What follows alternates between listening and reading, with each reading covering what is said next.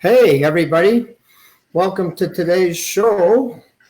Telling it like it is. We got a little bit of a switcheroo happening today. I'm Pete Lafontaine, and I'm going to be interviewing a very prestigious guest. His name is Jade Alberts, and Jade and I have been working together, and we've learned to do some business together, and Jade is an amazing guy that's been a contributor in the Calgary and the Alberta economy for a long time.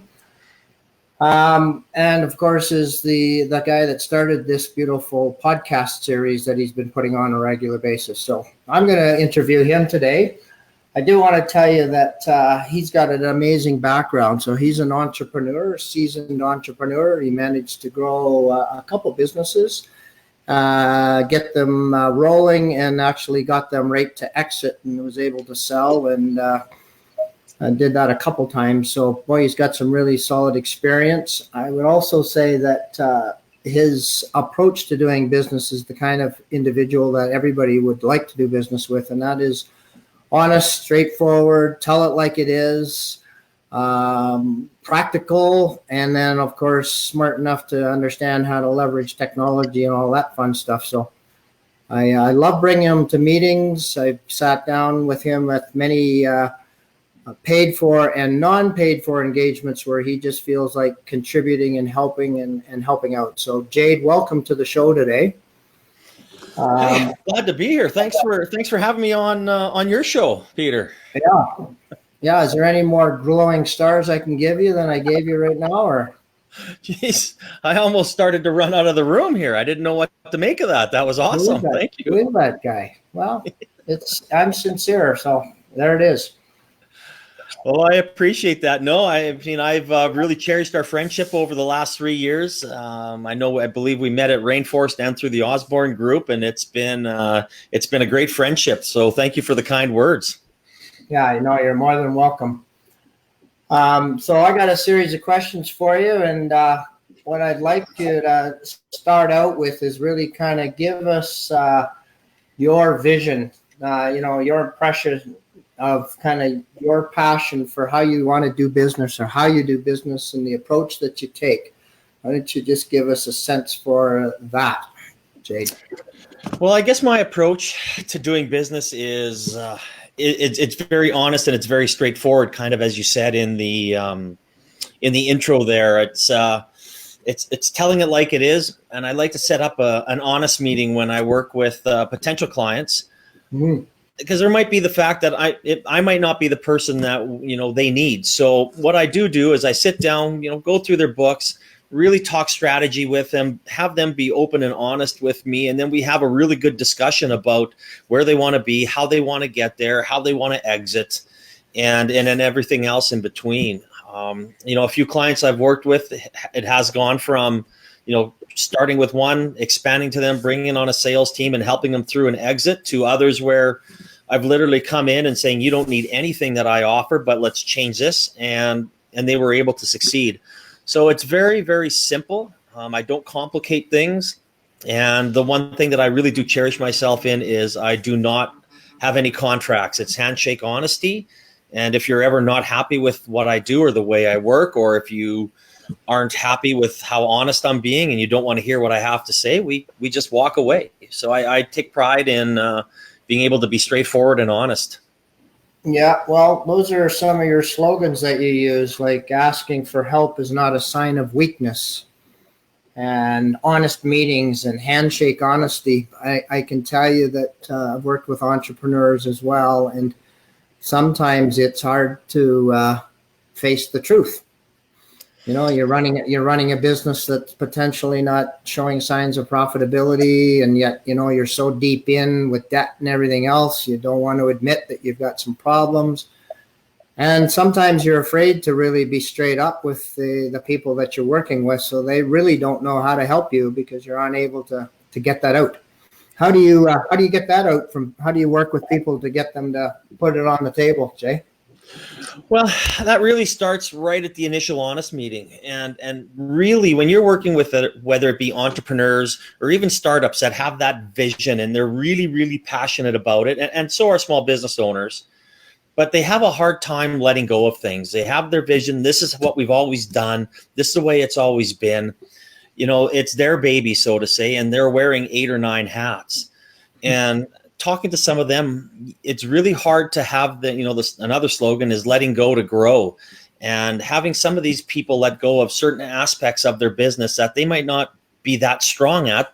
They do good, but you know what? They should focus on what's good for your business, what you're good at, for the simple fact that, and bringing in other people to help, whether it be a consultant, whether it be finding a networking group that you're good with, something like Entrepreneurs Organization, EO, that you work with other people. But don't be afraid to get out there and ask other people. What I have found in the last, I guess, 14, 15 years of being in the entrepreneur world is, yes, they don't have a lot of time to network, but when you do find people, the amount of information that we share with each other is absolutely priceless. Everybody is out there to help everybody. And they will do it not for just a cost. It's, if you want to sit down for a cup of coffee, they will, you can bounce things off people. And the amount of feedback that you get is excellent. You might not be able to use it, but maybe you get an idea and you're able to spin that idea into something better that works for your business. Yeah. So how would you go about finding those honest teammates? Because what I think I heard here is that, those entrepreneurs often need to fill in some of the gaps in terms of their skills, their capabilities, their reach into the network and that sort of stuff. How do they find those right people? Yeah, that's always. How do they vet them? It's not like you're going to go to for a cup of coffee and spill your beans to somebody. But a lot of times, what I recommend is when you're reaching out to your network, you can always ask, "Hey, I need help." And as I said, asking for help is not a sign of weakness. And people will reach out and say, "Hey, you know what? You should talk to this guy. You should talk to Peter. You should talk to Joe, or whoever it may be. He's helped businesses do this before, and maybe he has some ideas for you." And I can't tell you how many times I've sat down with people, even 3 times this week already, with startup entrepreneurs and just had a cup of coffee and had them bounce ideas off me. And will I hear from them again? Probably. We'll chat. We'll stay in contact. We'll talk. Is there any chance of me doing business with them? No. But again, I'm not that type of person that sits there and says, "You know what? If I don't get business out of this, there's no sense in me going for it." That is the absolute wrong attitude. So reaching out to your people, talking to your people, that's one of the reasons why I started Founders Coffee is, you've been there. You come there, we've had as little as 2 people there. We've had as many as 16. And you just start to get to know people. You trust people and you say, "You know what? Hey, Jade, can I bounce a few ideas off you? I'll take you out for lunch." Done. Let's do it. Let's talk. And anything to help, these companies and these small businesses grow and succeed. Now, I've seen you in action with some local entrepreneurs, so it's good. How would you differentiate yourself from some of the other business advisors, consultants, strategists that are out there? How would you classify your differentiation? Oh, no, that's a very good question. I guess I would differentiate myself as, I consider myself like a partner with no skin in the game when I work with these people. If they want investment, then that's a whole different conversation. But I really, I've been there. When we brought up Nathan's, we brought up a truck of hot dogs. We had a business plan laid out, a 1, 3, 5, 10-year plan. And we're like, all right, we're going to sell 1 million hot dogs. Look at all these courses and places we can sell. And then all of a sudden, a month and a half in, we're like, oh man, we're way off. We gutted our business plan. We pivoted the whole entire business, changed direction, hired brokers across Canada. Then there was a lot of quick discussion saying, okay, do we do a national broker? Do we do a regional brokers? And we went with regional. And before we went into retail and, got into Safeway, Sobeys and Loblaws, we said, wow, there's no sense us trying to do it ourselves. We found out how that works. So we learned from our mistakes, hired a brokers and we're in. So the knowledge that I can bring to is, being right there. I know the term is the school of hard knocks and a lot of people don't like that term, but you know what? if you're there, it's your money on the line, it's your reputation, it's your family, it's your everything. You quit a well-paying job to become an entrepreneur. Yeah. It's, people respect your opinion when you've actually been in been right there banging on doors, like they have been doing. So I think the amount of respect and the experience is what sets me apart. Yeah, maybe it sounds like a little bit of empathy thrown in for good measure. Oh, absolutely. I never had to go to the point of some of these other people's to saying, hey, how are you going to pay your employees? Like, that was never a worry of mine. We didn't have it, and I was just a minority partner in the company. But it's still, there was sleepless nights. I was like, oh my God, are we gonna be able to actually make money at this? We had money set away for 3 years, and lucky enough we were able to turn a profit before then and keep going. But it's a stress, and when you can relate to that stress, it means a lot to small business startups and entrepreneurs. Yeah, I can remember several times in my little exercise room downstairs getting myself ready in the morning and having that freaking sick gut feeling because I'm not sure if I'm going to be able to pay those 18 people at the end of the month. And like, boy, that's a feeling of joy. And and as most of these entrepreneurs, they would give up their life to keep their, they'll go well into debt to keep their employees and happy. And that's the worst thing that you want to do is lay off somebody that's worked with you for 4 or 5 years and really helped you grow your business. And as I said, asking for help is not a sign of weakness, and having someone and just bounce and to share, even share the stress and listen to outside of whether it be your wife or family. Sometimes you just can't take that home all the time. Yeah. Yeah. So why don't you, like, everybody's got a bit of a process that they follow when they start working with their clients. Kind of, how would you describe your 1, 2, 3, 4 process if you have one? Yeah, literally my process is making sure that the person is ready to sit down and be open about what's not working and being ready to listen, to outside suggestions. If they're not really ready to do that, and they're not really to accept change, then there's no sense even moving forward. If you just want someone to come in and say, oh yes, things are good, things will turn around, and blame the economy or blame this or blame someone else, I'm not the guy for you. If you're ready to come in and say, listen, I need to grow. How can I do that? How can you help me? Are you the right, and even if I am the right person, but that, that's the first step that I take to make sure that they're ready to be open and honest about accepting change. And then secondly, it's me coming in as a partner and saying, all right, I am going to do this for you. We've gone over your numbers. We've looked where we can shave some, things off the budget. Yes, I'm going to help you. This is how we're going to expand. We're going to take that money we saved, invest it in, a little bit of money for me, but more money for possibly marketing, Google Ads, how we're going to grow your business. So my philosophy to a lot of these people are, I will grow with you. Well, I'm not going to come in there and say, I need X amount of dollars. I'm going to come in there and say, I can fit within your budget because I want to help you. And then as the company grows, we'll grow together. And I think, that really shows somebody that you're willing to sacrifice a little bit to help them, and you're just not in it for the money. And then once that's established, away we go. We set a marketing plan. We set a living document that, helps us on all aspects of the business. We have monthly meetings that make sure we share the analytics, we share the data, and away we go. Yeah. And I've also witnessed you in action where you dig in between those monthly meetings to get things done. It is important. Some things, you don't take anything personally in these meetings, and that's what makes them, in my opinion, that's what makes them fun when you're sitting across from somebody and they're passionate and ready to grow their business. And I don't want to say fix it, but grow it.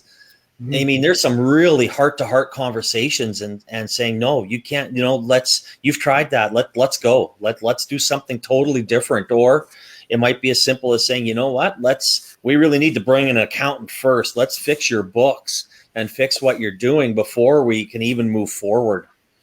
Yeah. Yeah. I think that process makes a ton of sense. Like the true hard look at the accounting side of things, and do they understand, the money in, the money out, cash flow, timing, all of those things. And then, like you said, being willing to make an adjustment on that. It's just not stay that course that's not working, but make some shifts. Absolutely. And again, if you're not ready to make that step, then really you're not willing to work with anybody, whether it be me, maybe an accountant, or whoever you want to bring in. I mean, just even if you're saying I need an influx of cash, well, that's not going to solve things. That just might buy you some time if you don't fix the core of what's wrong. And some of these people are saying, oh, if I bring in, can I find somebody to invest, a VC? Well, some of these people don't understand what a VC is going to do and what the ROI is going to bring on them. Maybe you do need a little bit of a loan, and there's someone that you can talk to get that to make it through the next 6 months. But if you're just sitting there to pay your bills and keep doing things, there's no sense in looking for money. And what a crazy waste of time that could potentially be, right? To kind of hold out a dream that somebody's going to want to tie in their money into your business that's not making money. It's just like it's one of those false hopes and efforts that could just take time away from that valuable, or from his time, right? Or her time. Oh, absolutely. Bang on. So let's shift gears, Jade, if you don't mind. I'd like to kind of ask you, what do you see for the future for you? What's going to happen next? What's your, if you're writing the book of Jade, what's the next chapter, buddy? I don't think anybody would read that books, but I'm going to do it. Come on. Oh no, you know what? I'm very passionate about the economy and helping Alberta grow outside the oil and gas. I mean, we've had this discussion. I mean, it is what drives our economy here in Alberta, but we really need to grow the tech, to grow and make sure these small businesses, thrive. So whenever oil comes back to whatever extent it is, and maybe they do start hiring, we are ready to go. And, hopefully start working with some Startup Canada and the platform. And obviously with the Rainforest, I sat down with Daphne yesterday, and hopefully we can collaborate there. There's a Alberta Blockchain Consortium and Colea Carrington, and I've stepped on the board and become a director of marketing there to really try and gain knowledge. I mean, I'm just sitting here trying to suck a lot of things in from really intelligent and tied in people like yourself and Colea and other groups, and just really trying to lend my support to however I can. I mean, I would love to keep, doing, my Jade Alberts. I don't keep a lot of clients on, whether it be 2 to 4 clients. And, and again, I'm not in this to have to make X amount of dollars. I am in this because I love it. I'm passionate about it. It gives me a really good work-life balance. Our girls are 9 and 12. I love hanging out with them. With Nathan's, I was all over Canada when I was with Workplace Evolutionaries and on their leadership board. I was in all over North America, from DC to Seattle to San Diego to Denver. And you know what? I just really want to focus on Calgary, and then that's what the next, hopefully, the rest of my life, I'd love to keep working for, 20, 30 years if it's something I love. And I do love doing this, and I do love helping, and I do love sharing my knowledge. And that's kind of one of the reasons I started to telling it like it is. It's just to help other people and get the word out there. And if some of my views and some of the people see this and they're able to get a little bit of business from it, or even use it for some of their marketing tidbits, I mean, I'm excited about that. And that's my passion. Yeah, and I guess the province can use some help. Are you thinking about getting yourself into politics at all? No. I just like chirping them on Twitter. That's about the extent of it. That's your political contribution. I can tell you there's a few parties that could use probably my help, but I just don't want to be doing that. Damn it. We need some good people there with some, some strong integrity and some real drive. So anyhow, we'll keep looking.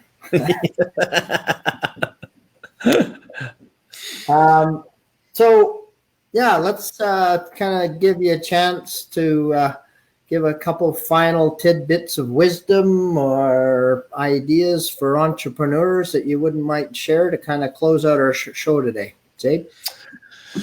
Well, yeah, I've always thought, when I started asking this question, I really thought that everybody would come in and say the absolute same thing. I would have a handful of answers, and it would be, and that's what shocked me the most is the plethora of answers and the advice that the people have given for this last question. It's just shocked me, and literally, I try and preach that, asking for help is not a sign of weakness. Don't be afraid to let go. Don't be afraid to bring someone in and talk. And whether or not it's not even having to pay them. I mean, there are people out there. Reach out to me, and if you're looking for somebody, I've got accountants that will sit down with you. I've got salespeople that are. I mean, I've got a good sales background, but I've got people that are above that, and that can put them on here. I've brought them on the show. Someone. Yeah. Like Kim Orleski. I mean, it's just put your, I don't want to say pride, but really focus on what you want to do to grow and how to get there. And please reach out to people. We are here to help. We are here to talk. We are here to recommend other people. And it's something that I wish more people would do. Yeah, and so here's a final plug, if you don't mind, a plug for your breakfast meeting that you have on Tuesdays. At 7:30 get together at Red's down in Kensington. And boy, if you're an entrepreneur listening in, come on out. Just say hi, have a coffee. Yeah, I got that idea from a gentleman out in Ontario, and Lyndon, he started it, and he's not really doing it, I don't think, anymore. But I just thought it was a really great idea. I mean, just to have people come down for a chin wag, and that's it. I mean, there's no social media tied to it. There's no Twitter, Facebook, nothing. I'll share it on mine. Other people share it. We have gotten unbelievable amounts of people, guys like Matt Wright from Mammoth VR to yourself, to Derek Frazier, to, there's so many, well-versed, successful business people that have come into this Founders Coffee, and I couldn't be happier. I mean, I'm sure the summer months will slow down, but I mean, it is something that I've really cherished my time there. Yeah, and then there's Rainforest Alberta. That's a lunch without a lunch pretty much every Wednesday, every week. It's at noon till 1 o'clock. So look up rainforestab.ca. And that's another great place to go out and meet and mingle and find new people that can help you with your business. So thanks, Jade, for telling it like it is today. I really much appreciate you joining me on my show. Oh, your show. Hey, it's your show today, buddy. And I'll let you get back to helping all those great little entrepreneurs and expanding the horizons for Alberta, building a stronger tech and business sector. And thanks again for joining us. Well, I appreciate you, suggesting this, Peter. I really like the idea, and having great role models like yourself. And it's an honor. Thank you for doing this. I appreciate it. No, it was my pleasure. Thanks. All right, everybody. Have a great week. Yeah, bye-bye. See you.